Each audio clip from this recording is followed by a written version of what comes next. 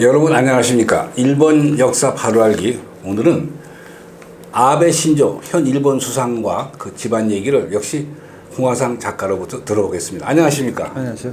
네, 아베 수상 얘기로 또 화제가 돌아갔네요. 네. 예. 이제 뭐 아베 신조는 1954년생 뭐 제 또래입니다. 예. 야마구치 제1선거구에서 7번 당선되고 나서 이제 총리가 됐는데 야마구치를 가보면요. 역전 앞에부터 그 상가의 60%가 문을 닫았습니다. 예. 게다가 이 아베가 자기 지역구를 이렇게 내팽개쳐도 되나 이런 생각이 들 정도인데요. 이 한일 갈등 때문에 그렇습니까? 아닌데 그 전부터 이미 경기는 안 좋았고요. 아, 예. 너무 경기가 안 좋아서 우리나라 저가 항공이 거기 다닙니다. 그쪽에 지자체 요청이고.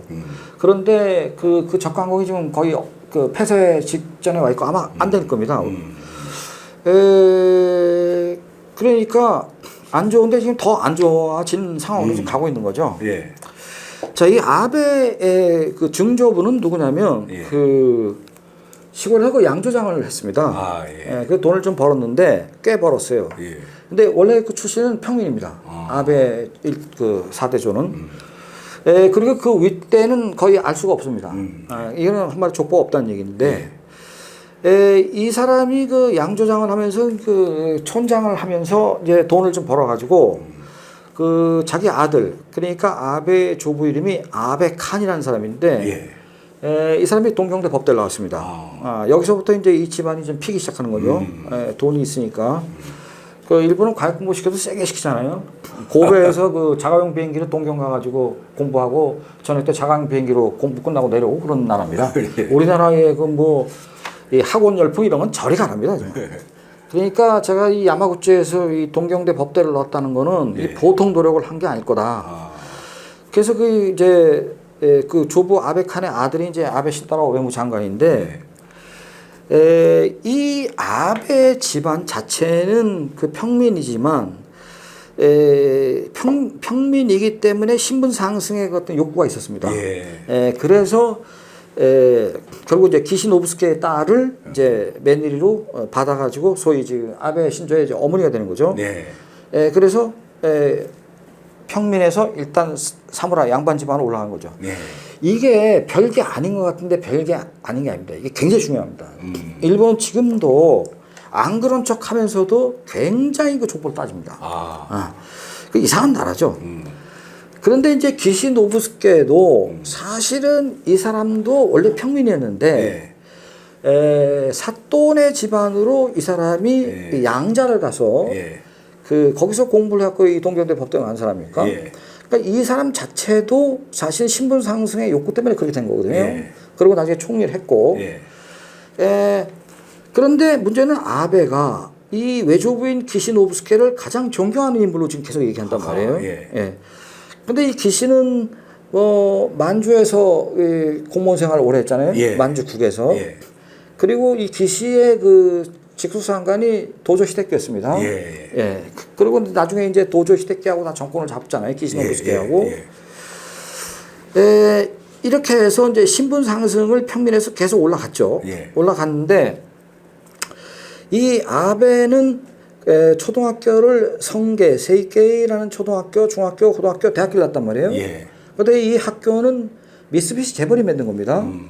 그런데 일본의 정치가들의 이 백그라운드를 보면 이등방문도 마찬가지인데 이등방문은 소위 미쓰비시 재벌하고 결탁한 사람이고요.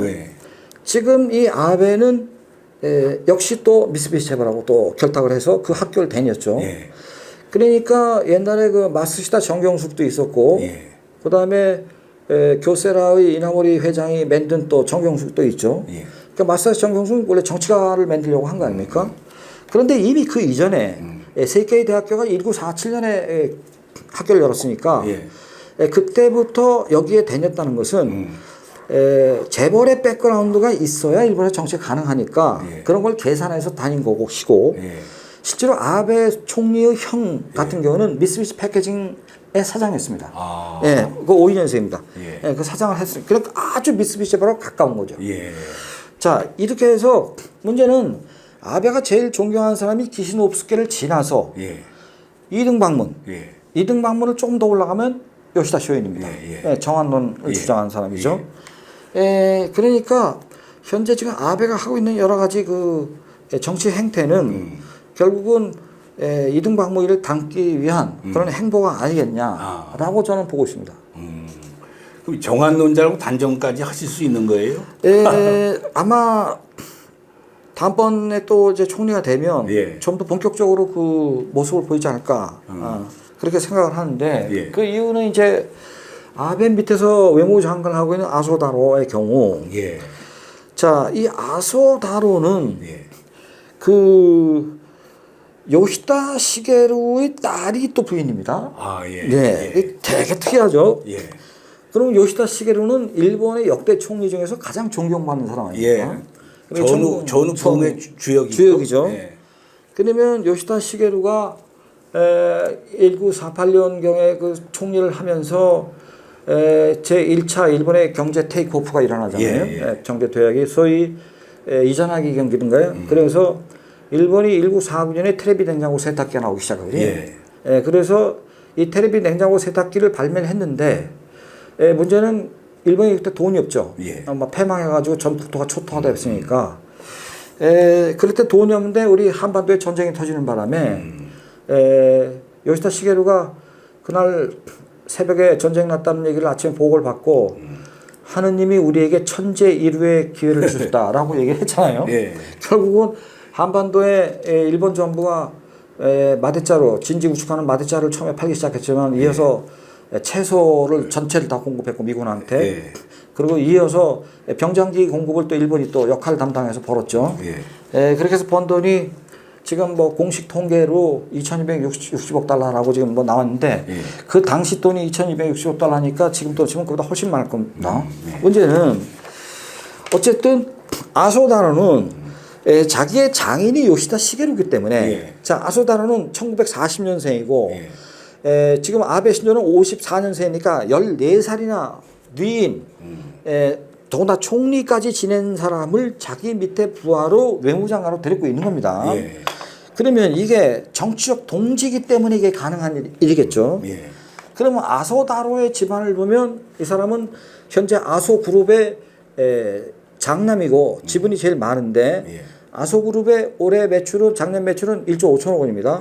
지금 그룹이 되어 있고 여전히 탄광과 세멘트가 주력입니다. 그런데 일정 때 여러 가지 기록을 보면 약 8,000명의 조선인 노동자가 아소탄광에 끌려갔는데 그중 4,900명이 탈출했다라는 겁니다. 그 잡혀간 사람이 거의 대부분이지만 잡혀가면 죽도록 맞았고 결국은 거기서 손톱이 다 닳도록 일했다는 게 기록이 나옵니다 이미. 그리고 결국은 거기서 죽은 사람들은 동굴에 그대로 버려져서 뼈가 돼가지고 그 뼈가 최근에 한 몇 년 전에 다 발견이 돼서 그 아소탄광 연구회라는 일본 제1동포의 모임에서 그 뼈들을 수습해갖고 일단 위령탑을 하나 세웠습니다만은 가장 잔인하게 돈을 번 게 아소 그룹이거든요. 근데 이 아소라는 사람은 기본적으로 군국주의자입니다. 그다음 패권주의자고.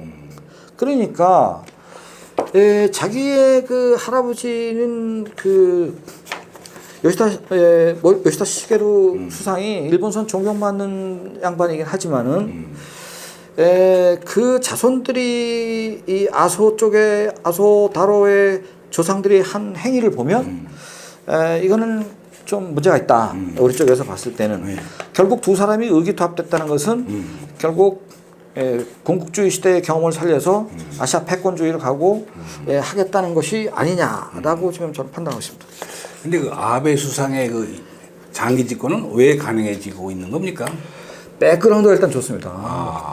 일단 기시라는 이 사람은 그 자기의 친동생인 사또 A 사구가 여기가 듣는 분들은 좀 혼동스러우실 텐데 왜 동생하고 형이 성이 틀리냐? 그는 기시가 양자로 갔기 때문이고요.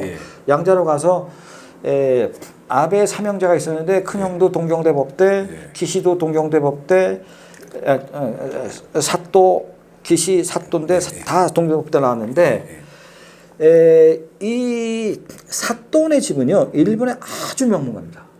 아주 명문. 그러니까 지 동생인 사또 에이사쿠가 외무장관을 하다가 총리를 뭐 2번인가 했잖아요. 그리고 노벨 평화상도 받았습니다. 이 사람은. 그러니까 이 정치적으로는 거의 일본의 어떤 집안도 따라갈 수 없을 정도로 굉장히 세력이 좋습니다. 예. 거기다가 이 아베 신조는 미쓰비시 재벌이라는 이 재벌과 결탁한 상황이기 때문에 일본 최대의 재벌과 지금 결탁한 상황 아닙니까? 예. 또 아베 부인인 이 아키에는 일본 그 모리나가 제가 죠 예. 모리나가 캐러멜 우리 어렸을 때도 먹은 예. 그 모리나가 제가의 마스자키 사장의 딸입니다. 네. 근데 이 사람은 월급 사장이 아니고 예. 마스자키 자신이 모리나가 재벌의 사위입니다. 예. 그러니까 또 한 번 재벌과 결탁을 한 겁니다. 아. 그러니까 뭐 양수 겹장으로 지금 이 결탁을 한 상황이니까 예. 천하의 미쓰비시 재벌과 명망 있는 모리나가 재벌 등에 없고 자기의 가문이 심지어는 이 사또 지방까지도 연결이 돼 있고 그 위에는 이등방문이라는 일본의 지도를 따내는 아주 위대한 지도자가 있고 요시다 존경받는 요시다 쇼인까지 갖췄으니까 막강한 백그라운드 하고 있는 거죠. 근데 아까 말씀을 처음 꺼낼 때 아베의 그 선곡에 예. 아주 그 한산하다고 그랬지 않습니까? 예. 특히 이번 한일 갈등으로 여행객도 줄고. 예. 그러면 아베는 앞으로 이 한일 문제를 어떻게 처리할까? 자기 선거구부터 살려야 되지 않겠어요?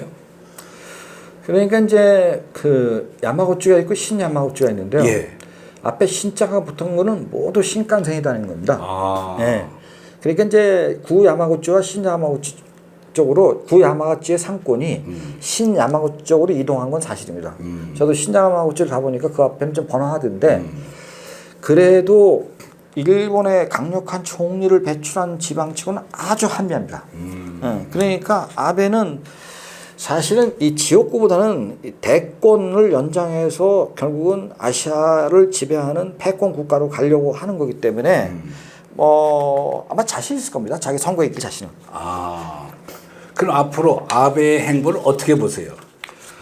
이제 헌법도 개정하려고 하고. 네. 전 개인적으로 헌법 개정할 거라고 보고요. 개정의 핵심은 역시 일본 군사 대국화일 것이고요. 네. 군사 대국화의 마지막 정점은 핵을 가져야 된다는 입장일 것이고요. 예. 명분은 북한이 핵을 가졌기 때문에 예. 또 중국하고 일본이 중국을 견제하고 또 미국도 중국을 견제하게 한 입장이니까 이거는 어떡한지 이걸 관철시키려고 할 텐데 그 반발은 정말로 만만치 않을 것이다. 특히 중국과 우리 한국의 반발이요. 그런데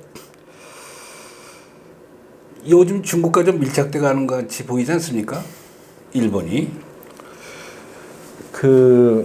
제가 중국도 한 5, 60번 가봤는데 예. 그 중국의 소위 고신 개발구, 하이테크 테크놀로지 개발구로 가면 한국 기업들은 중국하고 사이가 나빠지면 막 철수나는데 예. 고신 개발구의 항상 중심에는 중국 기업들이 다 들어가 있고요. 그 변두리 쪽 가야 우리 한국 기업들이 있는데 걔들은 철수 하나도 안 합니다. 우리 한국만 철수하고 있습니다. 일본 기업은 철수 안 한다고. 철수 절대 안 합니다. 없습니다. 철수한 기업 보질 못했어요. 일본 기업은. 예. 예. 근데 뭐 최근에 들어서 일본 경기가 나빠져서 좀 돌아가는데 어쨌든 중국 입장에서는 일본이라는 나라를 제거하고 싶어도 기술이 워낙 소재 부품 쪽이 워낙 뛰어나기 때문에 심지어는 뭐 화성 탐사선 기술의 40%가 지금 부품의 일제가 40%거든요. 그러니까 이제 미국도 참 어떻게 할 수 없는 입장입니다. 일본 기술 때문에. 예, 그러니까 결국은 이러한 무기를 바탕으로 해서 뭐 대국화로 가는데 정말로 핵무기까지 가질 것이고 뭐 아시아 패권주의로 특히 그 아시아적인 필리핀이라든지 그 동남해안에 있는 국가들, 동남아에 있는 국가들을 잡는데 할 것이냐. 근데 사실 일본 자본이 그 필리핀 대통령 하는 그 두테르테 고향 거기 가보면 지금 일본 자본이 거의 뭐 한 4, 50% 되거든요. 예를 들어서 일본에서 제일 큰 마트가 그 이온이라는 건데 그 이온 같은 게 지금 아주 거대한 이온이 거기 나가 있거든요. 심지어는 두테르테한테 지금 일본이 막 경제 어조도 막강하게 하고 있습니다. 예, 그런 여러 가지 정황을 보면 결국은 어떻게든지 목표를 관철시키지 않겠는가라고 보는. 그 아베 정부와 북한의 접촉은 어떻습니까? 우리 쪽에서는요. 예. 그 납치 북한이 일본인을 납치했다는 문제를 가볍게 보고 있는데 몇 명 안 되니까요. 일본은 이 사건을 아주 심각하게 보고 지금 끝까지 이걸 물고 늘어지고 있지 않습니까? 예. 예, 그리고 이 북한, 일본은 기본적으로 그 북한에 대해서 좋게 생각합니다. 제가 일본에 가서 식당 같은 데 이렇게 앉아 있으면서 일본 내 동료들하고는 한국 사람 한국말로 얘기하다가 일본 사람 오면 일본 말로 얘기하면 식당에서 밥 먹던 사람들이 다음 주에 한국 놀러 가는데 괜찮겠냐고. 그래서 젠젠 뭔다이네 아무 문제 없다고 이렇게 얘기하면 북한이라는 나라가 거기 있어갖고 언제 폭탄 터뜨릴지 모르는데 무서워서 못 갈 것 같은데 비행기 끊었단 말이야. 우리가 느끼는 것보다 훨씬 심각하게 이 사람들이 느끼고 있거든. 이 북한 쪽에 대해서. 그러니까 일반 국민의 정서는 물론이고 북한 일본 자신도 이 북한을 아주 좋게 보고 있지 않습니다. 근데 그 어떻습니까 이제 한일 문제를 어떻게 풀어갈 수 있는 방향으로 아베가 끌고 갈까요? 계속 긴장 관계를 유지할까요? 그거는 우리 쪽에 달렸는데요. 예. 그 지금 대한민국에 일본 통이라고 부를 수 있는 사람이 김종필 총리를 끝으로 다 사라졌습니다. 아, 예. 그 뭐 자기 딴에는 일본 통이라고 하는 사람들이 굉장히 많은데 일본에서 2년 살아갖고 일본 통이라고 하는 건 제가 이해를 도저히 못하겠고요. 예. 그 기본적으로 일본 사람하고 얘기를 할 때는 일본의 역사와 문화와 정치를 알아야 됩니다. 그런데 첫째는 일본말을 잘한다는 것 자체가 쉽지 않은 일인데 일본어를 잘하려면 기본적으로 역사를 잘해야 돼요. 역사를 잘하려면 일본어 보통 실력 갖고 되지 않습니다. 이게. 그래서 그 한국 사람하고 일본 사람하고 처음 만나면 일본 욕부터 시작합니다. 한국 사람은 일제 36년부터 시작하는데 이러면 일본 사람이 마음을 열지 않습니다. 그런데 일본도 일본의 입장이 있겠죠. 자기들이 아주 힘들게 살아온 역사가 있습니다. 예, 그래서 일본의 입장을 좀 이해하는 차원에서 얘기를 하면 한 10년쯤 지나면 마음의 문을 엽니다. 제가 일본을 30년 넘게 다녔는데 10년까지는 저도 일본 욕을 많이 했는데 그래가지고는 대화가 안 되니까 그 이후부터는 제가 심지어 이런 말도 했습니다. 지금은 경제적으로는 일본이 우리의 형이다. 한국이 가난하다. 기술도 없다. 좀 도와주면 안 되겠니? 그러면 형이라고 얘기한 이 표현에서 갑자기 반색을 하면서 정색을 하면서 그게 아닙니다. 한국은 언제까지나 우리의 형입니다. 이렇게 거꾸로 얘기합니다. 그래서 우리가 마음을 열어야 됩니다. 일본 사람에 대해서. 일본 사람은 한반도는 우리가 언젠가 돌아가야 될 고향이라는 그런 DNA가 있습니다. 이거 이상한 DNA죠. 그러니까 백제와 가야가 패망해서 일본을 도망간 지 2000년인데 예. 바로 가야가 도망간 데가 시마네현입니다. 시마네현이 독도는 우리 땅하고 떠드는 데입니다. 예.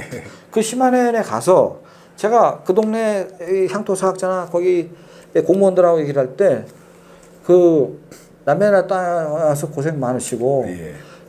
일본의 철기 문화를 여기서 받아들여서 일본의 니폰도가 탄생되고 결국 일본의 기관청이 만들어졌는데 그 상당히 우리로서는 자랑스러운 보람 있는 역사인데 더군다나 포스코까지 기술까지 가르쳐주고 돈까지 대줘서 정말 감사하다고 이런 식으로 우리를 낮추면요 그 사람들이 아닙니다. 원래 기술이 거기 있지 않습니까? 라고 들든 마음의 문을 열고 더 진행이 되면요 저는 왜 부여나 경주를 하면 그렇게 눈물이 나는지 모르겠습니다. 이런 말까지 합니다. 그 내 친구 키타무라 노리코 같은 경우는 일본 가시하라 고고학연구소의 선임연구원이면요 예. 일본 최고의 사학자입니다. 부여에 가면 눈물이 난다고 이런 얘기 합니다. 솔직하게. 우리도 일본을 욕할 게 아니라 네. 마음을 열고 그 사람들하고 허심탄회하게 얘기해야 됩니다. 이런 걸 잘한 분이 김종필 총리입니다. 예. 네, 오늘 여기서 마치겠습니다. 일본 역사 바로 알기 홍화상 작가로부터 아베 신조와 그의 집안 얘기를 들어봤습니다. 감사합니다. 아베 신조 마누라 얘기 못했네. 마누라가 저기 술집 하잖아요. 난 그 술집 보니까 입장료가 비싸더라고요.